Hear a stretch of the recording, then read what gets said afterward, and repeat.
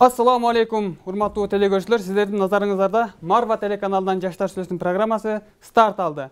Сиздердин кызматта Үмүтай Улукбекова жана мен кесиптешим Неамат Теленов. Үмүтай, бул жерде жаштар жана ошондой эле коомчулук бүгүнкү учурда ушул биздин тема эмне жөнүндө экен аябай кызык болуп атат да. Биздин тема эмне? Бүгүн биз Шерал Сыдыков атындагы Олимпиадалык резервдеги окуу жайынын окуучулары жана бүгүнкү биздин коноктор менен сөз кылуучу тема бул албетте жаштар жана майрамдар темасы болмокчу.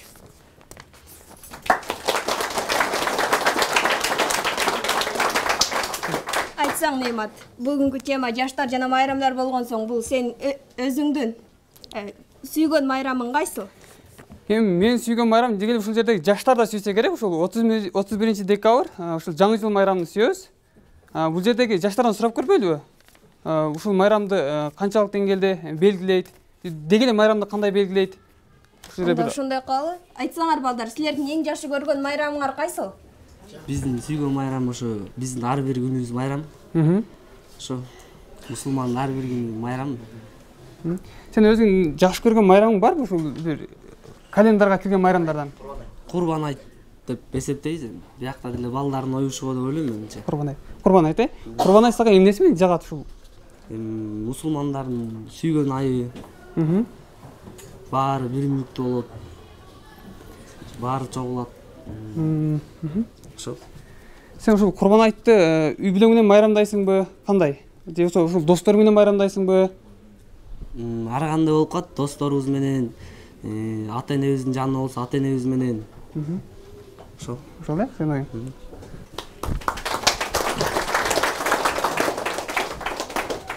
Мисалы мага жаңы жыл майрамы жагат да.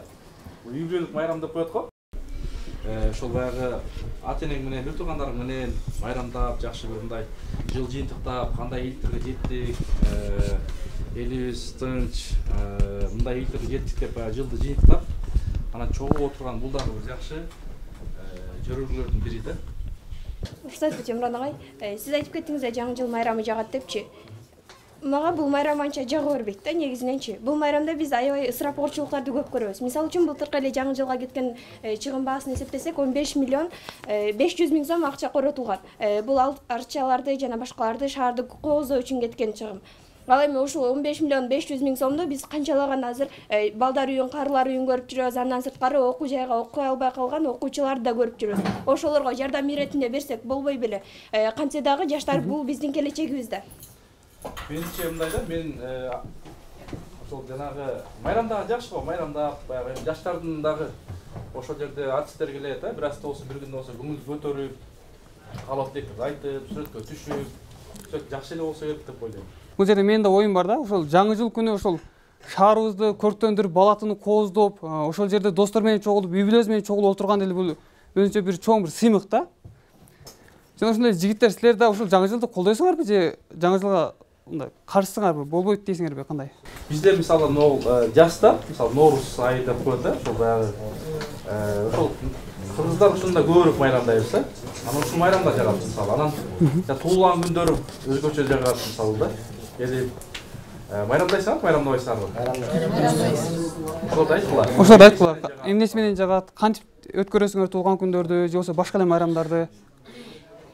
Өзүңөргө жаккан майрам боюнча ой бөлүшүп кетсеңер. Азыр кандай пландаштырып атасыңар? Ок жайда кандай болот? Андан кийин эмне кыласыңар? Канчадан тыйын чогултуп атасыңар? Ушул жаңы жылды өткөргөнгө үй бүлөңөр кандай карайт? Мисалы мен кызым бар. Ошол мектепте алар 500 сомдон чогултушуп атат да. Торту, мындай елкасы жасалгы, мындай белеги деген сыяктуу. Анан барып көңүл көтөрүлүп, сүрөткө түшүп, ырдашып, жакшы бир программа болот деген үмүтүбүз бар да. Албетте бул жаңы жыл майрамын ар бир эле жаран жактырат деп ойлойм. Албетте бул сүйүктүү майрам болбосо дагы бая жактырган майрам болот деп ойлойм. Себеби ар бир жаран жаңы жылды өзүнүн үй бүлөсү менен чогуу тостот. Ошол учурда мектептер бардык окуу жайлар каникулда болот. Керек болсо ошол жумуш ишкерлер дагы дем алышта болот да. Ошондуктан үй бүлө менен чогуу отуруп тозуучу майрамдардын бири деп мен бул майрамды жактырам. Бирок негизи ушу жаңы жылда ысырап коорчулуксуз эле өткөрүзө болот деп ойлойм да. Кантип мисалы? Себеби дегенде жаңы ар кандай уулуу заттар, жардыргычтар, ошол сыяктуу Кытайдан келген, башка өлкөлөрдөн келген керексиз эле заттарга биз өзүбүздүн каражатыбызды коротуп, биринчиден атмосферага зыянын тийгизебиз, экинчиден жаныбарларга жана ошондой эле жалпы жаратылышка терс таасирин тийгизебиз да. Ошондуктан биз ошол ызы чуусу жок өткөрсөк албетте жакшы болот деп ойлойм. Себеби дегенде ошол жардыргычтардын айынан өрттөр да чыгып жүргөн учурлар болду. Албетте эң жакшы майрам мага да жагат. Бирок ошол ысырап коорчулуксуз өткөрсөк, мисалы канча акча кетип атат ошол жардыргычтарга. Ошол жардыргычтары жок өткөрсөк жакшы болот деп ойлойм. Атың? Аманбек. Аманбек, сен мисалы ушул майрамдабайсыңбы? Албетте майрамдайм. Канча акча кетет сен майрамдаганга? Үй бүлөңдө балким. Салют алып жарбайсыңбы, Адан колдон келишинче азыраак болгонго аракет кылам. Себеби дегенде каражат жагынан дагы өзүнүн качество жагынан да аябай терс таасирин тийгизет да. Азыр могу жерде жаштарды угуп алдым да, мисалы ошол жаштар ким салют алып жарбайм дегендер кол көтөргүлөрчү.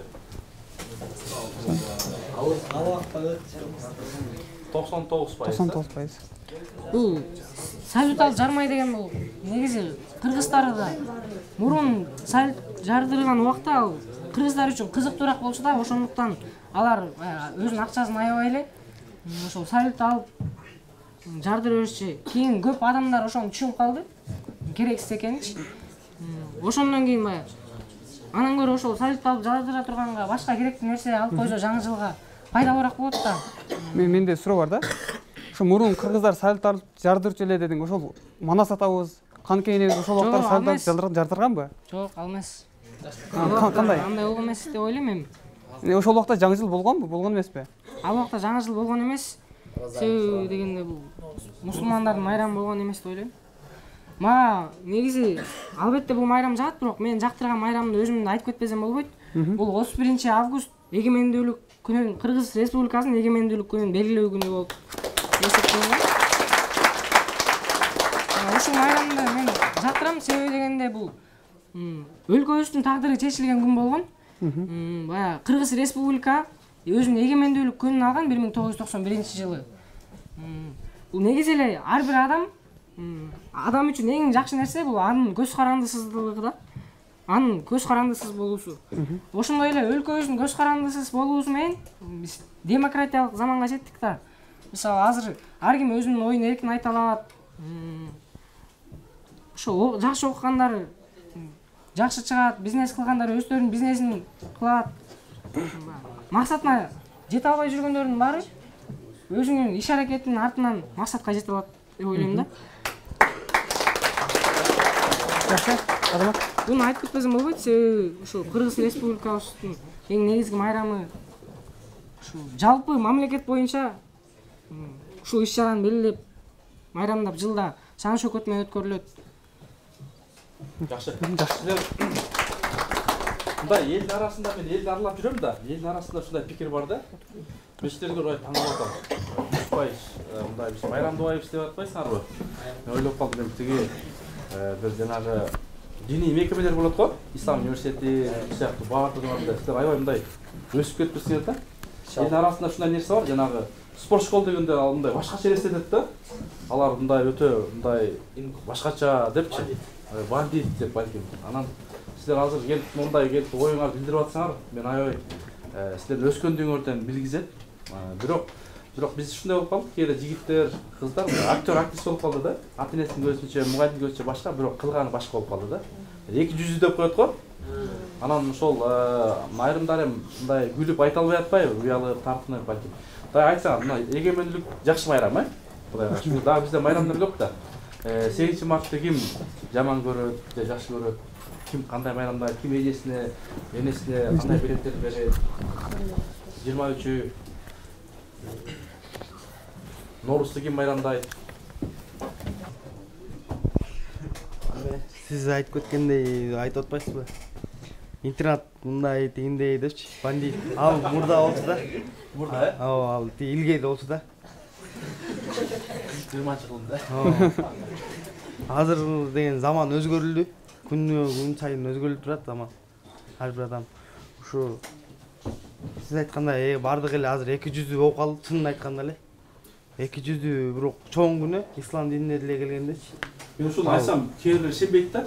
Ал жакта сонун балдар, сонун агайлар, эжелер иштейт, аяктуу балдар менен мындай момун десемчи.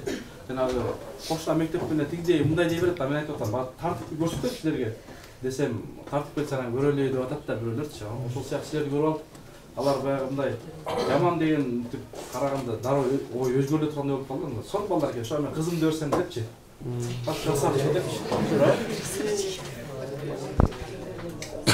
Сиз айтып кеткендей, мен жакшы көргөн майрамым Норус. Ушу Норузда атамдын апасы туулган экен. Ушу майрамды биз чоң апам. Ушу майрамды азыр биз майрамдайбыз. Чогуу отуруп, туугандарыбыз менен. Жакшы азамат. Жакшы, Норуздагы өзгөчө бир, ушул баягы кыргыздар көп чыгып жакшы майрамдашат. Баягы тушоо кесүү кылып, мындай чуркашы. Дагы кандай майрамдар жагат? Ада агайдын оюн сурабайлы, агай кандай майрамдарды жактырат, эмне сизге майрамдар жагат? Өзгөчө. Анча-мынча тарыхка кайрылсак, биздин өздөрүбүз ата-бабаларыбыз майрамдап келген майрамдар бар. Эң негизгиси могуки акыркы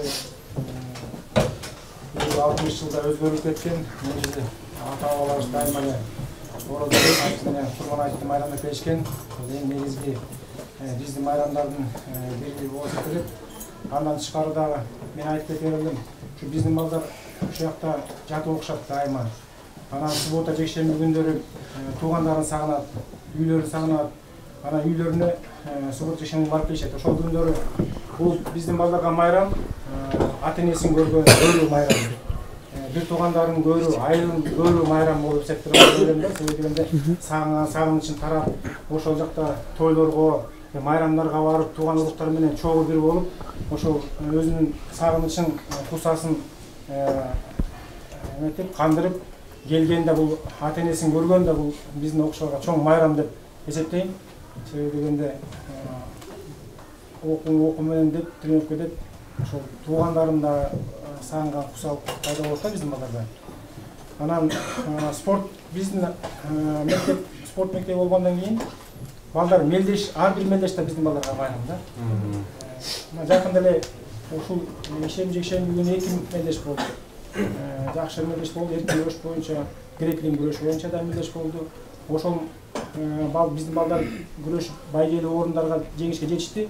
Биздин баарыбыздын сыймыктанып, бизге майрам болду да, ошол биздин балдар уткан.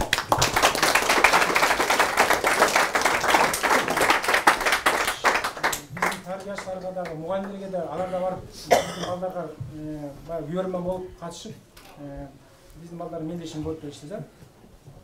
Ушундай ар бир чоң мелдешке катышканы, жеңишке ээ болгону биз үчүн, биздин балдар үчүн майрам деп эсептейм да.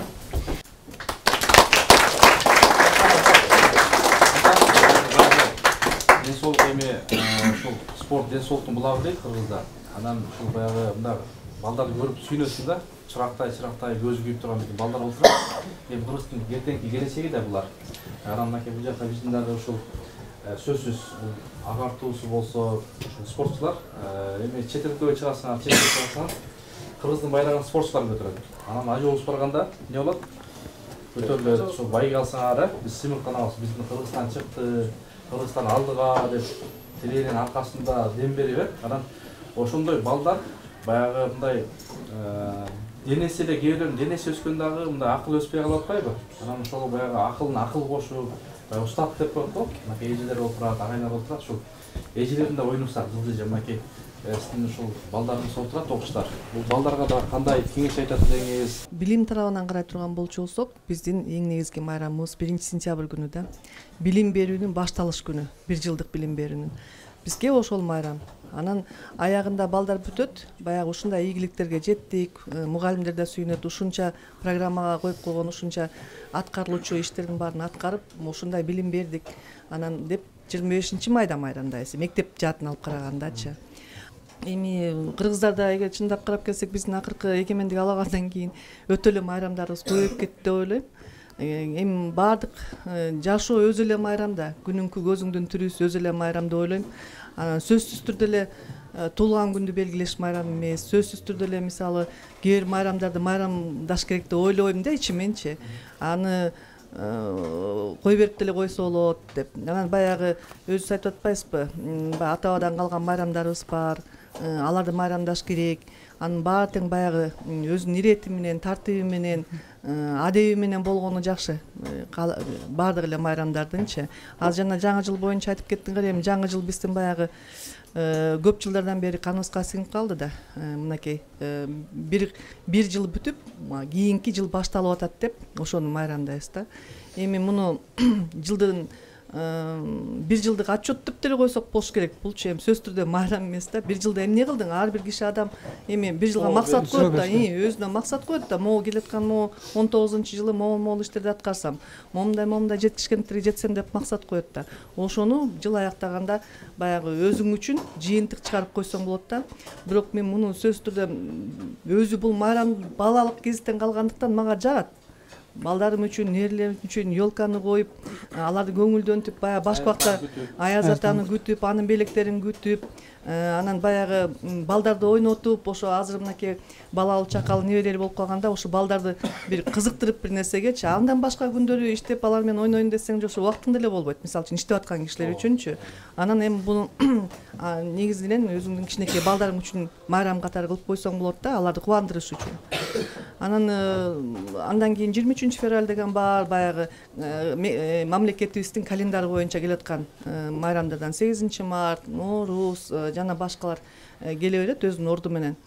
Же болбосо азыр Кызыктайдагы майрамдар кете баштады. Туруп эле бир жылмай күнү, анан дагы бири-бирине дагы 14 февраль сүй арноо күнү. Мына алардын баарынын кажети жок деп ойлойм да. Анан негизги майрамдарды, өкмөт тарабынан белгиленген майрамдарды туура майрамдап койсок болот, белгилеп. 23 февраль болсо жана биздин жанагы Советтик армиянын күнү деп койчубуз мурун. Анан кийин Кыргызстандын жоокерлеринин күнү болуп калбады, ата мекенди коргоочулардын. Эми ата мекенди коргоочулар бүт жигиттер ошол эле жерде Аяз аты деле ата мекенин коргойт. Эми аны балдарга түшүндүрөр иретинде жакшылап белгилеп койсок болот да, баягы кийинки артыбыздан келаткан муундар түшүнсүн мааниси эмне дегенде экен. Эмне үчүн ушундай күн болуп калган. 8 март болсо энелердин күнү дейт, эми баягы Клара Цеткин белгилеп кеткен майрам экен. Бул деле бизге эле сыйынып калып, энелерибизди башка учурда эстебеген эжелерибизди, энелерибизди ошол күнү жок дегенде эстеп койсок, ал деле жаман майрам эмес деп ойлойм. Норуз болсо ата бабадан калган майрам, мисалы жер жарылып, чөп чыкты, желин жарылып, сүт чыкты деп сүмөлөк жасап, ушундай сүйүнүшүп, кыш бою ачка болушуп, неметишип, кыйналышып, тоодон көчүп кыш тоодо жүргөн ата энелер, ата бабаларыбыз ушу жазында көкчөп чыкканда сүйүнүп ошондой майрам кылышкан экен да. Күн тогошкон, аман эсен кыштан чыктык, күн тогошкон маал, күн менен түн тогошкон маал деп сүйүнгөн майрам да. Аны деле эми традиционча калып калды, каада салт катары калып калды да. Анан ал деле жакшы. Анан башка майрамдарды эми өтө жанагы кандай десем, чоң масштабта белгилене турган майрамдарды өтө деле кереги жок деп ойлойм да. Ысырап, жана Аманбек айтып кеткендей, кээ бир майрамдар өтө эле ысырапкорчулукка алып келип коет. Анын үстүнө биздикилердики ушундай болуп кетпеди? Ар бир суббота, воскресенье күнү эле тигил дем алыш күндөргө жакын эле тойлор, бешик той, анан сүннөт той деп эле ошонтип эле майрамдай эле майрам болуп жалаң Кыргызстандыкы өзүбүздүн экономикасы анча өнүгөн элек мезгилде, өзүбүз балакайда болуп туруп келаткан мезгилде жөндөн жөн ого жок ысырапкорчулукка алып келген майрамдарга мен мисалы үчүн анча деле көңүлүм жакпайт алар. Анан ошо айта турган сөзүм дагы суроолор болсо. Жакшы, анда ошо жанагы суроодо тиги 14-н айтып өтпөдүңүзбү? Ошол күндө жаштар бүтүп майрамдашат экен да. Биздин бала кезде бул нерсе жок болчу. Анан былтыр ушундай болуптур, бир жармөк бозогүл сүйүп калып, анан баягы кичинекей жүрөк чалпак берсе кабыл албай койгон экен, анан азын өлүп алыптыр да. Ушул кандай иштер боюнча? убагында туура мамиле кылып, ата эне жагынан мамиле туура түшүндүрүп иштери болбосо, же болбосо ошол убакта бала ошол ойлойт да, ушул кыз мага макул болбой калса деп бүттү. Жана жаштардын максимализми болуп кетет да. Анда бүттү, мен жашоом эртеңки күнү ушу менен жабылат экен деп эле баягы туура эмес ойлоп алган учурлар болот да. Эми буга биз деле баягы мектептин ичинде туура тарбия бергенге аракет кылабыз. Эми анын баарына деген кандайдыр бир ситуация болбосун, абал болбосун, кыйынчылык болбосун, ал ситуациядан чыкканга аракет кылышыбыз керек деп биз мектептен жакшы эле айтканга аракет кылабыз да. Даже биздин балдарыбыз ушундайга тарбиялашыбыз керек, спорт мектебинин балдарын. Күрөшүп келатканда бир өзүң кандайдыр моментте өзүң сынып баратсаң, өзүңдү колго алышың керек, дениңди, күчүңдү ойготушуң керек депчи. Ошондой эле психологиялык жактан ошол жашыңа жараша да ошондой болуш керек да, өзүңдү жеңе билишиң керек, көп нерсеге алдырбашың керек деп айта алабыз да. Эми андай нерсенин кереги жокко деп ойлойм, өтө эле кеткендик болуш керек.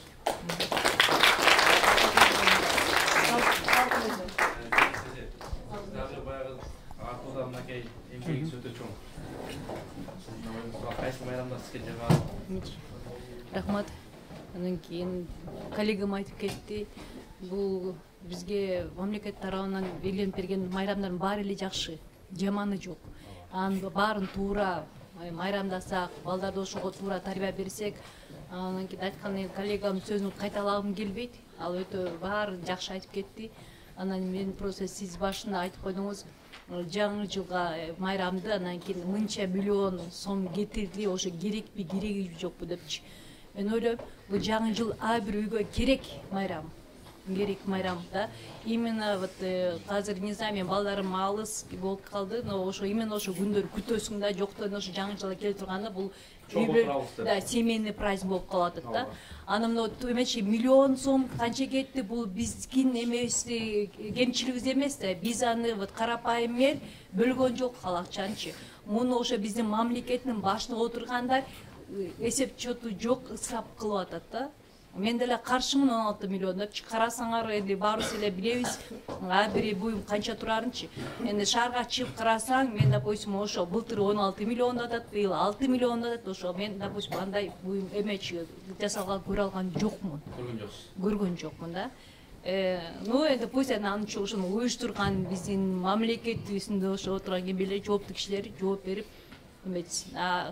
Карапайым жөнөкөйлөргө ар бир майрам керек майрам.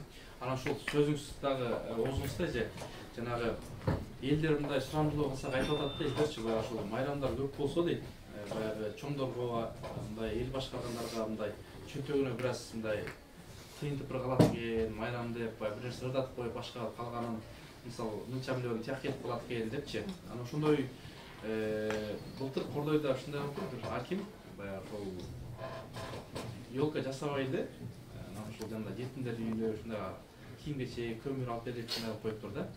Сооп иши депчи. Анан ушундайларга сиздин көз карашыңыз кандай?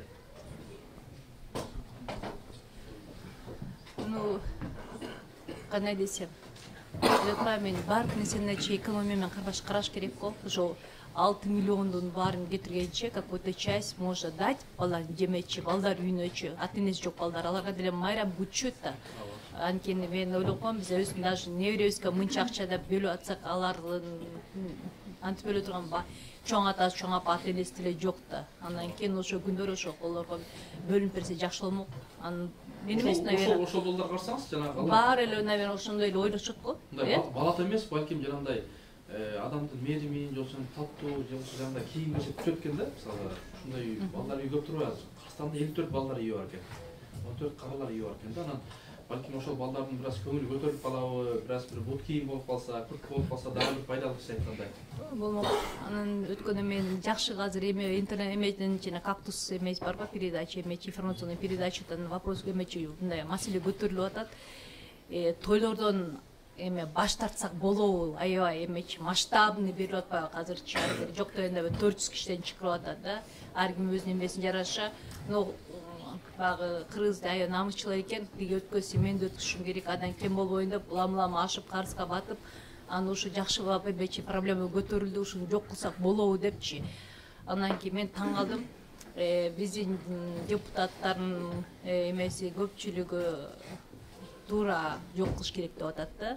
Именно эмеде иштегендер, как бы искусство таран иштегендер жок дейт да, бизге жок, биз той өткүзүбүз керек. Почему керек? Анткени алар, конечно, өзүнүн бизнес ошо менен байланышкан. Анан кийин ойлоп атам, энди вот именно жакшы маселе көтөрүп атасыңар. Эми ойлоп атам, бул майрам эмес, эмкиде ошо менен тойдун арасынан эмесине көтөрсөңөр, может биздин поколение түшүнбөйт да, ошо баягы биздин инерция менен той өткүзүш керек менен кетип калабыз. Но келаткан жаштар кичине экономика жактан карап, ошол действительно ошончо масштабта өткүзгөн керекпи депчи, ошону караса. Анан тышкары мен билген эмесмин, ошо Кактустан окудум, оказывается, биздин эмеге депутаттарга да бөлүнүп берилет турбайбы акча да, гос бюджет эмеден бөлүнүп берет экен да, алар дагы ошодон ар кандай мероприятияга ошодон жумшайт экен да.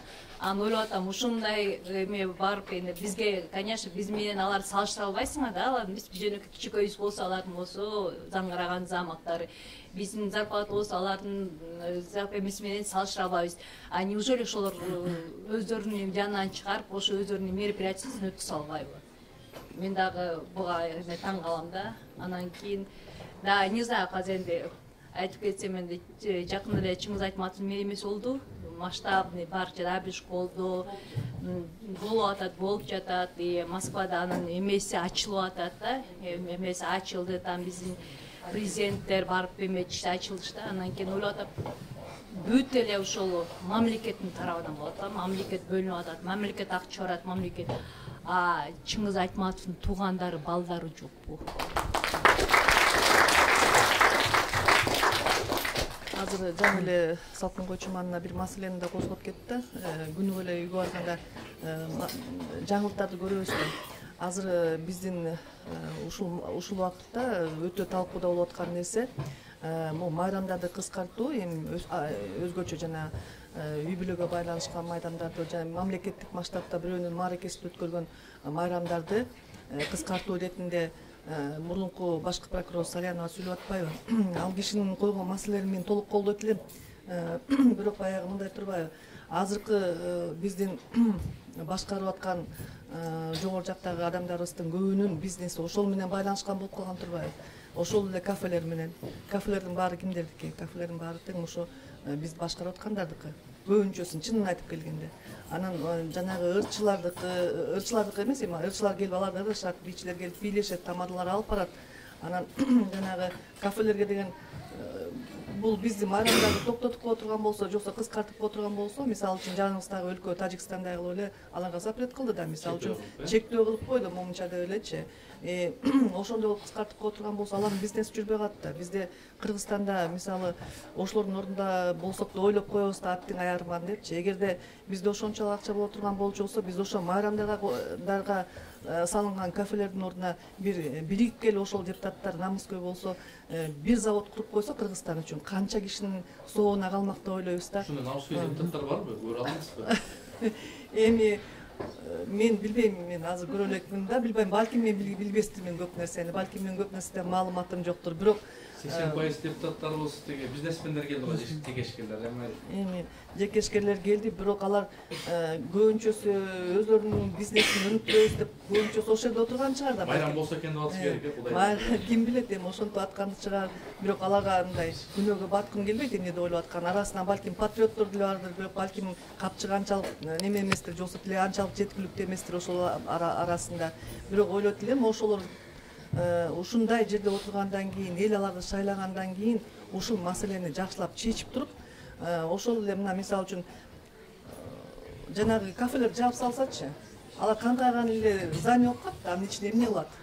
Той өткөрбөй калышат. Өздөрүнүн бизнеси артка кетип калат атпайбы? Эгер ошонун баарын тең кайра неметип туруп бир нерсе ачып койсо жакшы болмок да, эл үчүн керектүү жумуш орундарын ачып койсо болот, ошолордун башка нерсеге жумшап туруп. Ошол нерселерди ойлоп атабыз. Жакшы, сизге кошулам толуккандуу. Анан Малайзия өнүктүрөттөрдү карай турган болсок, аларда кафе ресторан жок. Ар бир эми экинчи кадамда эле, экинчи бурчта эле ушу кафе ресторан болуп калып атат. Анан аптека көп экен биздечи. Анан ошон үчүн өсүп жаткан себеби ошол экен. Жанагы дагы бир ошол кайсыл коомдун майрамы көп болсо дейт, ошол коомдун келечеги жок деп айтып турду бир данышман. Ошондуктан азыр жаштардын ой угуп көрбөйбү. 9 май майрамы жагат. Себеп? Анткени ата бабаларыбыз жеңишке жетишкен болчу. Согушпуз, чоң аталарыбыз. Негизи 9 майда биз жыл сайын майрамдайбыз айылда. Куран окутулат. Чыгармалардан согуштогон окуяларды аткарып беребиз. Өр бийлер болот. Ошо.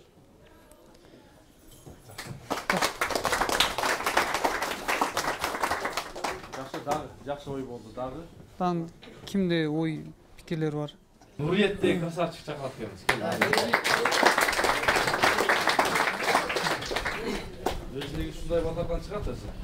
Мисалы биз бул 8 март энелердин майрамында эле жакшы эле майрам деп айта алам. Анткени биз 8 мартта бул энелерибизге белек берип, энелерибизди мындай кубантып, сүйүнтсөк деле бул энелерибиз бизге ыраазы болот го деп ойлойм. Анткени мисалы бүт бардыгы адамдардын эле бул жашоосунда энеси бар да, эне 5 эненин таманында демекчи биз энебизге мисалы белек берип, ырырдап же жакшы нерселерди берсек болот го дейм. Ал майрам энеси сүйүнөт. Жакшы ошол. Кандай белек бересиң сен? Мисалы биз азыр көбүнчө биздин жашыбыз чет элек, биз сабак окуйбуз да. Мисалы биз ыр жазып берсек болот же букеттерди берсек болот да. Анан биз мындай чоң белектерге азырынча мындай акчабыз жок, кийин бирок чоңоюп иштегенде кийин берсек болот. Берсек болот, мисалы Инстаграмдан же WhatsApp'тан башка желилерде мисалы ыр жазып, чалып, эсемик жазып мен бүгүн мындай куттуктайм десе болобу? Мисалы болот го дейм. Мисалы азыр бардык эле жаштар Инстаграмга кирет, анан Инстаграмда мисалы бирөөнүн туулган күнү болуп калса, аны куттуктап жазып алат да. Анан биз ошол энебиздин майрамын ага жаза албайбызбы? Жазсак болот. Энеңерге жазасыңарбы же жарма күнү бозо күндөрү жазасыңарбы? Мен ушул жерде бир аз көңүлүм бар да. Ну, сенен башкасы бүттүк ошо тиги ата энесине эмес, энесине эмес, тиги бозо гүлдөргө, кымыз гүлдөргө жазат турган. Бүрөтө болуп чакырабыз. 8 март бул майрамында мен белек даярдасам, өзүм апам өрөм. Мугалимдерге өрөм. Анан болду ошо. Сен 8 марттан башка күндө берсең болбойбу? Сөзсүз 8 март бериш керекпи? Илгертен эле керет кылдым. Башка күнү майрамдаса болобу? 8 март. 8 март күнү. 8 март күнү бересиз апаңызга. 8 март күнү гана куттуктайсыз апаңызды. Башка күнү куттуктабайсыз? Жок, куттуктайбыз. Куттуктайсызбы? Эмне деп куттуктайсыз? Туулган күндө куттуктайбыз. 2 жолу, 2 жолу. Дагы? Жаңы жылда.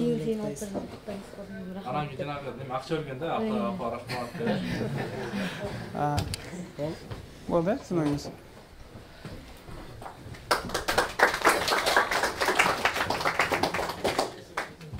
Азыр дагы ушу былтырда бир таласта бир самалык болду да, ушул майрамдар боюнча ушу 2 жаш үйлөнүп, 2 жигит үйлөнүп, кыз менен жигит үйлөнүп, тоюна мындай жанагы бизде азыр эже айткандай той көп болуп атат го. Илгери бала кезде 6-чы базар күнүгө эле койчу да, суббота, воскресенье койчу тойду. Кийин бошураак болуп, азыр күнүгө эмне 1-күндөн баштап 7 күн бошобойт. Анан ошолор баягы жетимдерге барып, кийим-кечек алып берип, биздин сооп ошолорго тийсин деп ушундай бир өзгөчө бир губернатор менен бирге мындай иштер жасашып атат да. Ушундай тойлорду майрамдарда кылса болобу? Балким. Мисалы азыр бизде үйлөнгөндө мисалы нарын тарап болуп калса, мисалы түштөндүрүү деген бар. Мисалы бир күндө 10-15 койду жейт да базып берет. Анан ошол баягы 2 кыз бала эртең капитал болсо, эртең мисалы бир иштерине жанагы коюн сатат, же башка кылат. Бир кой менен да кыса коет да туурабы? Но биздин кошуна ошол бир эле өлкөдө жашап аткан кошуналарыбыз бар. Досторубуз бар, мисалы даргиндер, дунгандар, өзбектер. Алар мындай бизге окшоп ысырап кылбайт да. Алар өзүнүн каада салтын эле кылат. Биздин экономикада, биздин саясатта өсүп атат. Мисалы миңдеген, жүздөгөн букаларды байлап, анан баягы мындай жакшы жашоодо жашап атат да. Мисалы саякат кылышат сыртка. А биз болсо жанагы эжелер айткандай көбүнчө ысырап кылып, той топтуу болсун, кайсынысы болбосун деген ашча кыла кеткенбиз да. Аш көп болсо, акча көп болсо каада көп дегендей маселе болуп калып атат да. Действительно мечит каада көп деп, анан мен ойлоном, азыр эмне көп болуп атат? Мечиттер көбөйүп атат да. Ар бир мечитте отурган, ошо мечитке кызмат кылган кишилер бар. Анан кийин ойлоп атам, элдин баары мечт барып эметип атканда эмне үчүн алар туура иш жүргүзбөйт? Ошолорду түшүндүрсө болобу? Энди, допустим, телевизордон бир депутат чыгып, же болбосо бир эме биздин министр чыгып айтып, кыргыздар тоюңарды токтоткула, мынчалык ысырап кылбагыла десе, алар анча таасир бербейт. Анан ошол эле кепти ар бир жума сайын барып атат. Почему туура багыт бербейт биздин молодо эмечи ошо вечитте иштеген кызмат имамдар эмне үчүн багыт бербейт? Мен ошого таң калам. Мен ойлоп атам дечи, азыр сиз ол сөзүңүздө балким ошолор жакшы багыт бергендиктен могул балдар майрамдабай калды окшойт деп атам. Жок, ага дешеси жок. Бет давай сөзү бурба. Сөз казыр биздин эмечи өзү айтачат, той биздин эмечи ашыкчага кеткен немени сүйлөшүп атабыз, Анан кийин мен ошого айтып атам, эмне үчүн алар ошону туура иш жүргүзбөйт деп суроо салып атам. Дагы эмне деп атам? Эмечи энди, конечно, той жаңы эле кыргыздарда болбойт, башка коңшулаш өлкөлөрдө болуп атат да. Аларга караганда, бизге караганда алардыкы аябай как өздөрүнүн эмесине бюджеттүү болуп атат. Мен жакында өзүм Турциядан үйлөнүү тоюна барып кетип, анан кийин мен өзүм биринчи эметтим да, ойлоп, карап отуруп, биз канча акчаны просто чачып атабыз да. Вот канча. Тойкана ресторандарды көтөрүп атабыз. Да, көтөрүп атабыз. Алардыкы биз насколько Турция ушунчалык бизге караганда өнүккөн мамлекет, но алардын ресторандары биздикиндей эме эмес, жөнөкөй эле эме болду да, жөнөкөй эле ресторан экен. Анан кийин тойго келгенде ошогочу болгону элдерге столдун үстүнө эртерээк келген элдерге эмечи сууларды иче турган суу коюп коет экен да, напиток. Анткени күн ысык да, поэтому напиток коюшту. Анан жаштар 2 жаш келатканда просто столдон нары алып, элдер просто как зритель катары болуп калат экен да, просто 2 жаш бийлеп ошол. Анан кийин какой-то момент өзүнүн программасын токтотуп, анан кийин келген кишилердин баары 2 жашка эме берет экен, подаркаларын беришет экен да. Ошо эмне түштү, ошонун баары 2 жашта калат экен. Ата-энесине эмес. 2 жашка. Алар болсо өздөрүнүн салты менен алтын да элет экен, акча да берет экен, доллар да берет экен да. И бүт полностью бул 2 жаштын эмесине да, бюджетине кетет экен да. Аларда эле ошондой эме үйлөнүү тою болуп атат. Жакшы эле. Бизде деле болуп атат да. Бизде да болот, бизге аша чаап кетип атабыз да. Анан кийин ошону эметип атам азыр. Ошо биздин дагы эметип атам, ошо мечитте иштеген биздин имамдар жакшылап түшүндүрсө, может быть, бизде эле ошондой бюджет көтөрөбүз. Балким эзгем сизди көрүп калып, ушу имамдардын намысына тийип кой деп түшүндүрүп баштайт. Бүгүнкү берүүдөгү тойдун эмесине бюджетине жетип калды. Өтүп кетти. Адан өшүп кетти. Ошондо даже жамандык чыккан үйдү, аны финанс жетпей, прям ошо даже да эмеге алып барып элет, жап эме маркум киши көмүп коет да, бул үйдү кайта тартып келет. А буда үй биле дальше кантип жашайт, анын менин иши жок. Тигини кыласың, муну кылыш керек, уят депчи. Анан кийин ошондо эң биринчи төрдө ким отурат? Мечиттин имамдар отурат. Ошолор көрүп атат, а почему айтпайт? Куранда жок да ошончо ысырап кылып өткөзсүн дегенчи. Бизге ошо Курандын болбойт, может быть, эмеч биз башка элде мурук поколениябыз, может быть, Куранды окуган эмеспиз, но мен өзүм кичине эмесин түшүнүгүм бар. Бирок Курандан да жок ушунчалык ысырап болсун дегенчи. Жок депчи. А бизде вот аябай ошондой нерсе көп болуп атат. А ошонун башында ошо мечиттин имамдары отурат. Туура айтасыз. Куранда бир аят бар экен, ушу жегил ичкилер ысырап кылбагыла деп. Тилекке каршы бирок бизде ушундай сиз айтып аткан маселе болуп атат, ашынып кеткен. Анан азыр дагы бир областта бирөөлөр сунуш кылып атат. Ошо баягы биз пакет алып барат элеспи, тойго дагы башкасынан анан алып барат экен да, кайра пакетти алып кетпейт экен да. А бизде азыр ушул адат болуп калып, пакет берип, мени чот ас берип койду деп таарынып, анан сукарымдай болуп калды деп, эмнеге тиги кийитимдай болуп калды деп таарынып катташпай калган учурлар дагы бар да. Анан балким ошол нерсени дагы бир айтсаңыздар. Анан кийин дагы бир вопрос берип кетейин. Анан айтам, энди биз баягы мечитте имамдар энди баягы Кудай жолунда кишилер да. Энди ошол кеткен кишилерге ошол Куран окуп, как эмет, ошолордун акча алыш керекпи же алар милдеттиби? Менин жеке пикирим да, ушул бул имамдарга деле акча төлөбөйт экен да. Айлыктары жок. Анан баягы эми кыргыздарда ушундай нерсе көрүп калышты. Жанагы пакет жасап берет экен да, эмне кылып баягы анан өзү негизи ошо алымдар айтат, колдон келсе ошо жанагы өзгөчө жанагындай муктаж жетим жесирлердин албагыла дейт да, албагыла дейт. Анан эми жанагындай байлар болсо алар берет экен, кошомат кылып берет экен, кээде эми соо тийсин деп берет экен, ушундай экен. Анан мен ойлойм, балким ушул эфирден кийин молдокелер да ойлонуп мындай кээде жанагы өлгөндү көңүл кылып коюп атат да. Баягы жетимиш айтканда жетип отурат, келип турне алат. Теге бирөө сөйлөй десе бул жетпей алат деп экөө сөйлөйт. Анан кредит алат. Ошентип үйлөрүн алдырып койгондар да болуп атат. Мисалы, анан жашай кетет, аяктан деле жыраганы бар, жырабаганы бар. Ошон үчүн бул дагы негизги маселе да. Ошондон кийин, конечно, бул микрофон дебит калып көптөн бери ойлоп жүргөн оюмду сразу айтып койдум. Не знаю, как вас примут. Анан ойлоп коюп, ушундай жаман эме только вот өтө аша чапкан кыргыздар деле. Биздин уйгурган туугандарыбыз, өзбектер деле, мына биздин түштүктөр да кичине азыр бузулуп баратат. Алардын эмеси мага жагат да. Мага эмечи мына эме чыккан киши, так мактанупка чыккан киши эме үйдөн тамак берилбейт. Шарият өзү ушундай. Да, шарият берилбейт. Актанчы канча күн 40 күн болуп ал үйдөн тамак чыкпайт. Туугандары, коңшулар алып келген кишилердин баарын эметет. Биздики той. Биякта ыйлап атасың да оюң бар, кимге устуккан жетпей калды, кандай устуккан кетти, столунун үстү кандай жайылдыбы, жакшы жазылды, оюң бар, биякта да мындай эме ыйлаш керек да, оюң бар, ошондой болуп атат да. Бул деген жок да. Ушунчалык биз баарын билсе, Куран азыр ушундай айтышып атат. Эмне үчүн ошо жок нерсенин баарын токтотуп коюшпайт? Ойлоп атам. Өзүңөр айтасыз, жок да мындайчы. Анан кийин мен эмеси айттым, азыр Турцияда Куда күтүп мен көбүнчө алар немесин эмеге мындай түшүнүп атам да, мага жагып атат алардычы. Алар болсо коюшат экен, тамак бербейт экен. Анан биз 40-ында мал союп атабыз го. Алар 40-ында өздөрүнүн тамактарын эл көп өткөн жерге туруп өч жактан таратат экен. Биз буга берип атабыз депчи, үйгө эмес, мындай таратат экен. Тааныбаган адамдарга таратат экен да. Ошондой эле жылдыктарын деле биз тургузуп эле, тамак берип эле, любой кишиге эле таратып беребиз дейт да. Жакшы нерсе бул. Жакшы нерсе да биздечи. Азыр эже жана сөзүң соосузда, азыр той бергенде деле ушундай болуп калды. Той бергенде мисалы тойдун негизги максаты бата берип, бата алуу. Азыркы биздин той ээлери эмне болуп атат? Баягы акчамды чогултуп алайын. Вот. Мен бергенмин деп ушундай максатта болуп атат да. Анан ал эме ушул жанагы биздин алдымдар айтат, бул той баягы негизги максатка жетпей алат дейт да. Бериш керек да, тойдо бер. Анан баягы же болбосо кудасы келип кыйнап койду, тойду өткүз деп. Ал квартирасын сатып, башкасын сатып, анан өткүзүп атат да. Анан бул да бир ойлоно турган маселе да. Ошон үчүн жогорку кеңеш, муфтият, диний агенттиги жалпы коомдук ишмерлер менен чогуу бир отурунгул бул нерсени биз ысырап жанагы тышкарыбыздан 1 жыл ашып кетет экен. Тойго жана өлүм житимге кеткен акчаларчы. Анан башка элдер өсүп атпайбы, туурабы?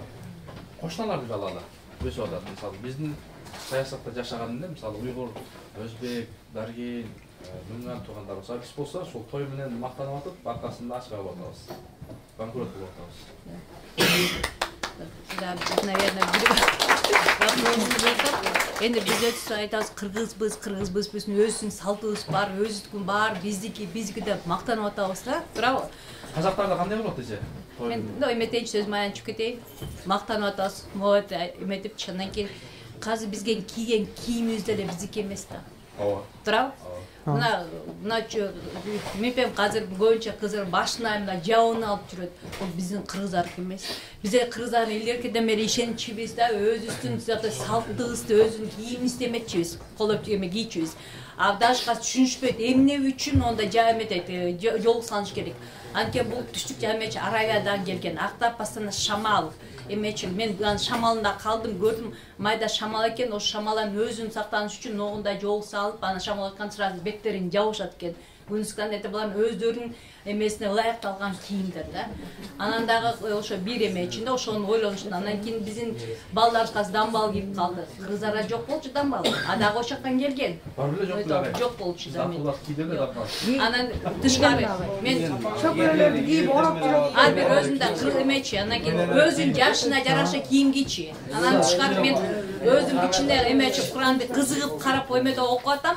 И ойлоп атам, вот азыр биздин көп балдар сакал коюп атат. Акасы сакалды атасы бар киши эч убакта сакал койбойт экен балдар, эстеп койгула. Атасы бар киши эч убакта сакал койбойт. Үйлөнгөн бала акасынан мурут коет экен да еще. А сакал атасынын көзү өтүп кеткенден кийин сакал коет. Ошондуктан сакал койгон балдар сакалыңарды токтоткула, андан көрө атаңардын өмүр жашын тилегиле. Азыр чынына келгенде башкача да сөздөр болуп кетти. Мына алымдарыбыз күн сайын эле айтып атат го, бизге да жеткирип атат. Мына ишенбесеңер телефондо Instagram же WhatsApp'тан жибере эле атат го, же калыппы. Эмне жиберди атат? Алымдарыңызга сөз тийип калды анан ошол. Эмне жөнөтүп атат? Айтпайбы деди эжекеңиз жазып жактан. Майрамда кылып атабы? ысырап корчулук деп Ошо айтпайсыңарбы? Ушулар баары үчүн айтабыз. Ушулар баары үчүн мусулман болуп жүрөбүз. Ошо бизге азыр көп жакшы илимдерди берип атат, Кудайга шүгүр. Ошо менен өсүп келатабыз биз акырындык менен. Мечиттердин алып атасыңар да ошо. Ооба. Айт, жана туруп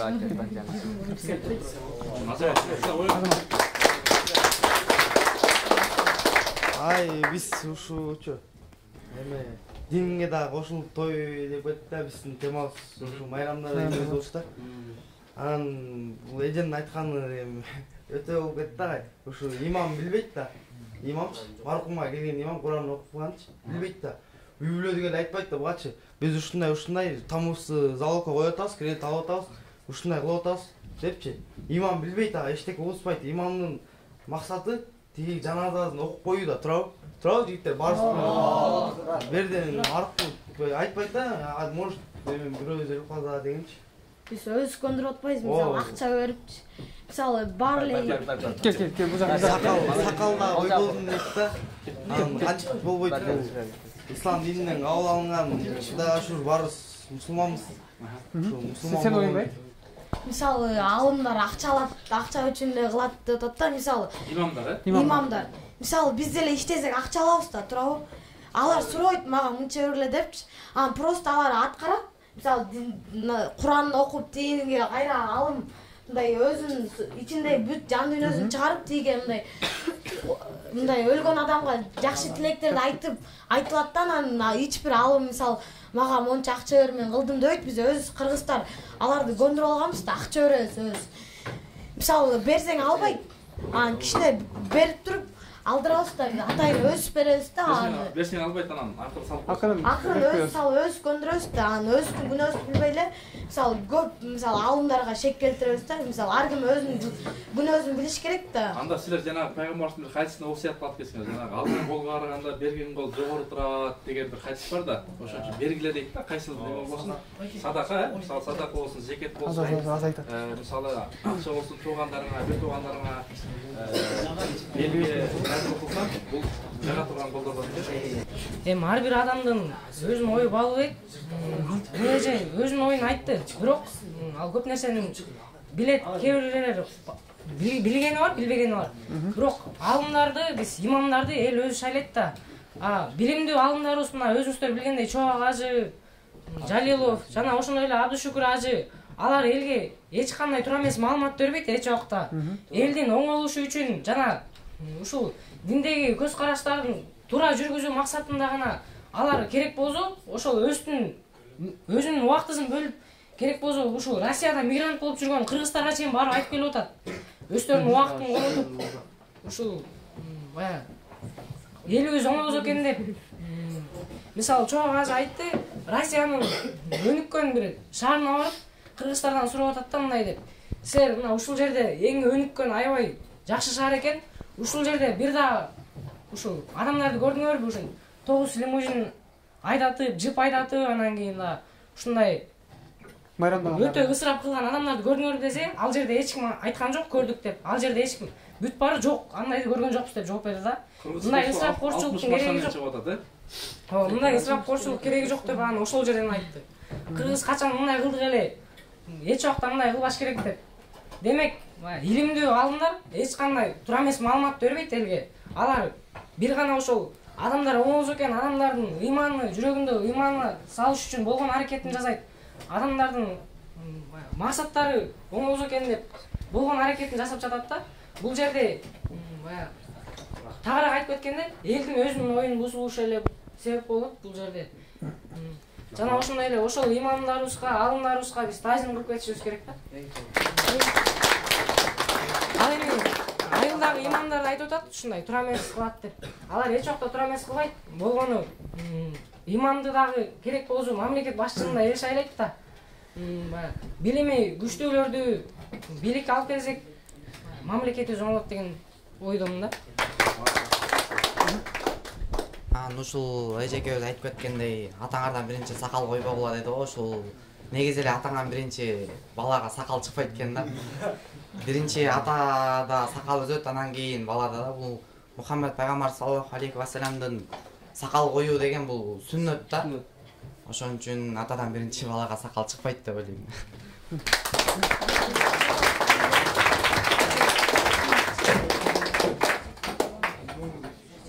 Агайлар жакшы теманы козгошту.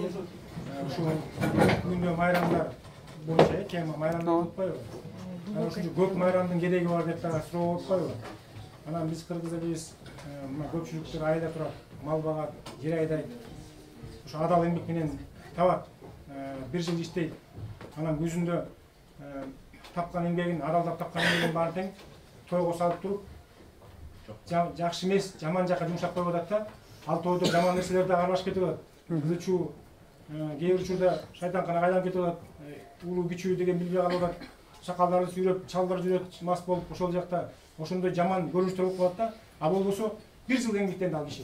Жер чапты, эгини экти, бир жыл маршрутка айдады. Токтогон акчасын алып туруп, башка жаман нерсе кылып атат да. Ошон үчүн мындай көп майрамдардын эле кереги жок. Мисалы үчүн азыр эжекебиз айтып кетти Турция жөнүндө. Турцияга биз барып келдик да.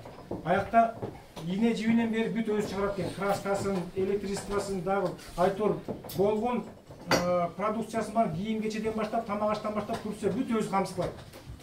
Тапкан нерсесин бар. Ошол эки эже айтпайбы? Тойго жумшабай да, ошо экономикасына жумшалат. Эгерде биз дагы миллиардты ошол экиндей керексиз майрамдарга жумшагандан көрө, биз өзүбүздүн үй бүлөбүздүн экономикасына, мамлекетибиздин экономикасына жумшасак, айткандай завод, фабрика салсак, же болбосо кичине ишкана ачсак, ошол эки биздин элибизге көбүрөөк пайда алып келмек да, чем ошол сансыз майрамдан көрө. Бир экеле майрам жетиштүү болмок. Ошон үчүн биздин өзүбүздүн ак эмгекпен тапкан, адал эмгегибизден тапкан оокатыбызды жаман эмес жумшап калабыз да, курулай ысырап берип атабыз. Ошон үчүн биздин ар бир үйдө сер дагы жаштар эми келечек жаштардыкыдей жакшы нерсени кабыл алгыла, жаман нерсени кабыл албагыла да, жаман нерсени унутуш керек да. Колдон келишинче баардык жакшы нерсени, пайдалуу нерсени үйрөнүп, биздин мамлекетибиздин келечеги силерсиңер. Ошол пайдалуу ишке жумшагыла да. Анан мондай кереги жок майрамдардын деле түйүп салып жок кылганга аракет кылыш керек да. Агай айтсаңыз, биз эмне апаларыбызды 8 март күнү майрамдашыбыз, куттукташыбыз керекпи? Же болбосо аталарыбызды, балдарды 23 февраль күнү барып куттукташыбыз керекпи? Биз ар бир күнү ошолорго жакшы сөзүбүздү арнап, каалаган белек-белчектерибизди берсек болбойбу? Туптуура айтасыз. Биздин энелерибизди биз күнүгө эртең менен турганда, эгерде биз үйдө болсок, апабыздын бетинен өп, апа кандайсыз деп күнүгө биз үчүн майрам болуш керек да. Апабыздын турганы эле ким бактылуу адам, апасы атасы бар адам эң бактылуу адам. Биринчи кезекте ошо атаңар менен учурашып, ата кандайсыз депчи, мен окуум жакшы, тренировкам жакшы болуп атат, колуңардан келсе бир күндө бир мал чалып коюңуздар, чалып койгула балдар. Апа ата депчи учурашып, өзүңөрдүн окууңарды, спортуңарды айтып, эжелер агалар жөнүндө айтып, жашоо турмуш жөнүндө. Бул күнүгө майрам болуш керек. Энени көрүү, энени урматтоо, сыйлоо, атаны урматтап сыйлоо биздин балдар үчүн күнүгө майрам болуш керек да.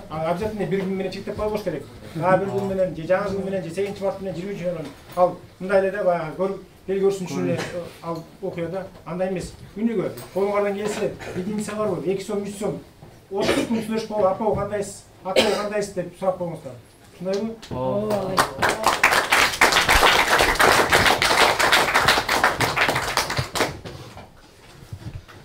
Урматтуу биздин агай эжелерибиз жакшы пикирди айтты. Анын ичинде жаштар дагы сонун пикирлер сунуштарды айттыңар. Биз ойлойбуз ушундан кийин биздин элибиз көрүп, жок дегенде жанагы өзгөрүү өзүңөрдөн дейт го.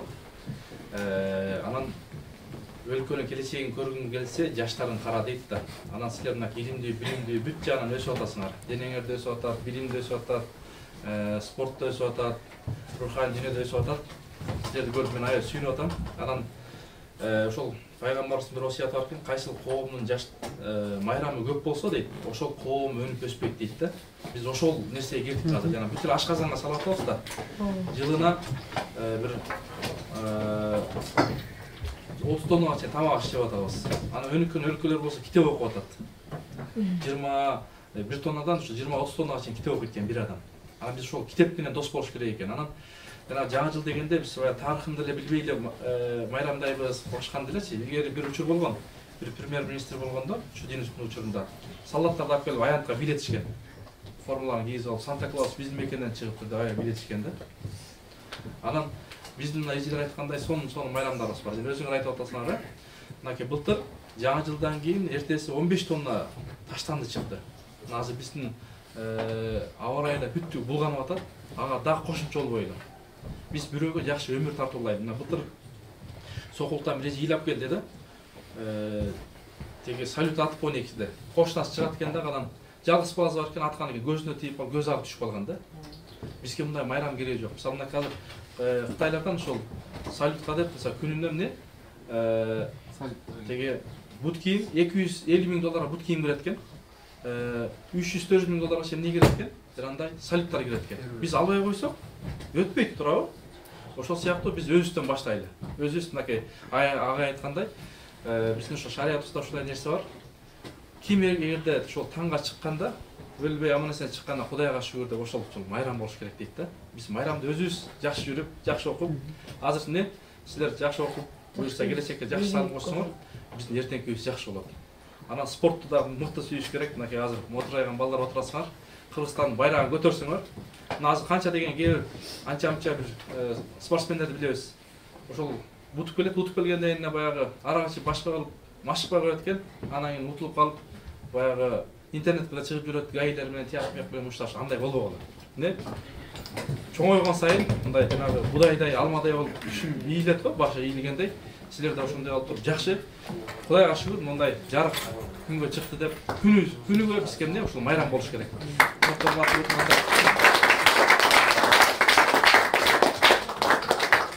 Ата-энени кубандырып майрамдагыла, ден соолугун сурап, күнүгө чалып, аларга 5 алсаңар, мен 5 алдым бүгүн, ата-апа. Сиз үчүн, биз үчүн майрам деп аларды куттуктагыла. Мына майрамды биз өзүбүздөн баштайлы. Биз өзүбүз өзгөрсөк, коом өзгөрүлөт. Эгер биз өзүбүз өзгөрбөсөк, аты көчкүр арактан, насыбайдан, тамекиден, жинди судан алыс болгула. Чоң рахмат.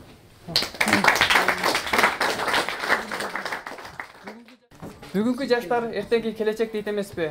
Убакыт зымыраган куш сыяктуу. Бүгүнкү бизге бөлүнгөн убакытта соңуна келип жетти. Сиздердин кызматта Үмүтай Улукбекова жана менин кесиптешим Немат Төлөнов болду. Эфир аркылуу кайрадан көрүшкөнчө сак саламатта калыңыздар.